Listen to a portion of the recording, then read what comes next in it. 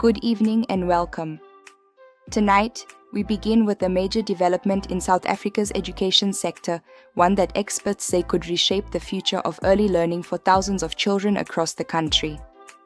The Department of Basic Education has officially launched the Education Outcomes Fund, a bold and unprecedented investment of 496 million rand aimed at transforming early childhood development in South Africa.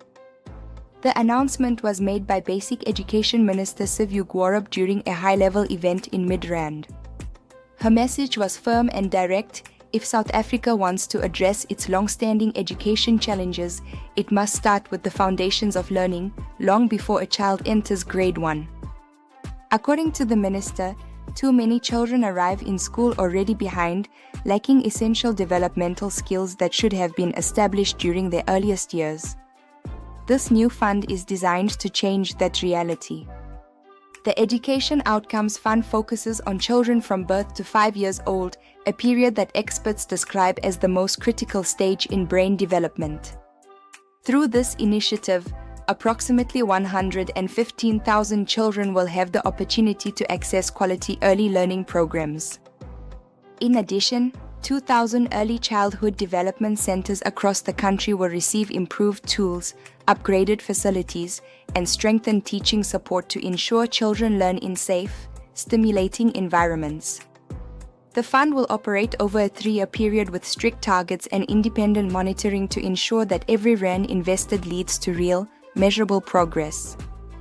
What makes this initiative especially significant is its outcomes-based approach. Instead of simply funding activities or infrastructure, payments will be linked directly to verified improvements in children's developmental outcomes. This means service providers will be rewarded only when children actually show progress. Supporters say this model could significantly raise accountability in the education sector and ensure that public money is spent effectively, with real benefits reaching children on the ground. Minister Gwarab explained that this investment is part of a broader national strategy to expand access to early learning. Over the next few years, government plans to create more than 1 million additional early learning spaces, with a strong focus on underserved communities. Provinces such as KwaZulu-Natal, the Eastern Cape, and Limpopo will receive special attention, as these regions have some of the lowest access to quality early learning opportunities. Officials believe that improving ECD access in these areas could dramatically change long-term education outcomes nationwide. Education analysts and civil society groups have welcomed the initiative, saying it is exactly the type of targeted, evidence-driven investment the country needs.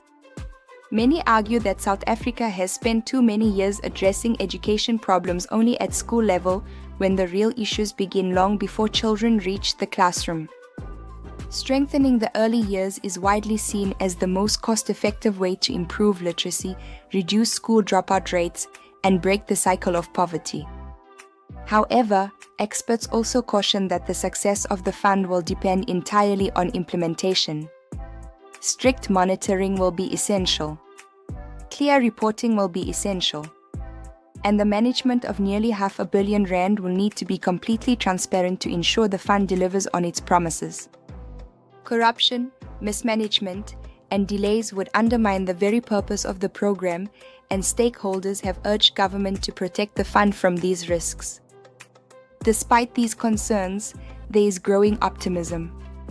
If the Education Outcomes Fund reaches its targets, it could set a new national standard for accountability in education spending and potentially serve as a model for future projects across the continent. For parents and caregivers who cannot afford private early learning facilities, this initiative may offer new hope that their children will receive the strong start they deserve. In a country where many children begin school at a disadvantage, this fund represents one of the most decisive steps taken in recent years to close early learning gaps. It is not just an investment in the present, it is an investment in South Africa's future workforce, future leadership, and long-term economic stability. We will continue to follow developments as the rollout progresses. For now, South Africa has taken a bold and potentially transformative step toward building a stronger, more equal future through early learning.